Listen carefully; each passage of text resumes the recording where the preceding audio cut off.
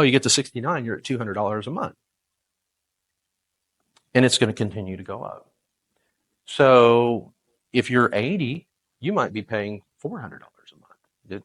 I heard of someone that was 88 and they were paying $650 a month. But I can tell you that someone who's 80 years old and paying $400 a month for a Medigap plan does not feel like they're paying too much. I usually hear from their caregivers, and they're like, man, that $400 a month that mom and dad are paying, that is like the best deal ever. If you knew how much that dad was in the hospital, that is like perfect. And if they died, mom and dad died, they're like, man, Medigap plan, we're left with no bills, paid everything.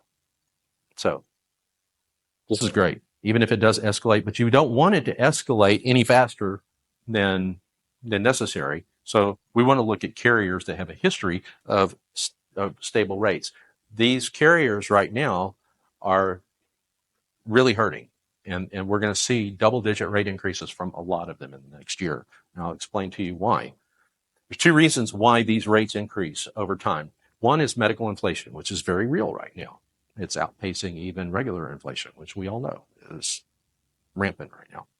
Second thing is age-rated increases, because it costs more to insure a 75-year-old than it does a 65-year-old. So the actuaries have said, we need to have higher premiums for people who are more likely to have claims. So the rate of medical inflation was moving along at a pretty steady trend until we got to the COVID lockdowns. And then it dropped off. Everybody was staying at home. Now, that was good times for the insurance companies because they were collecting premiums and they didn't have a lot of claims during that time.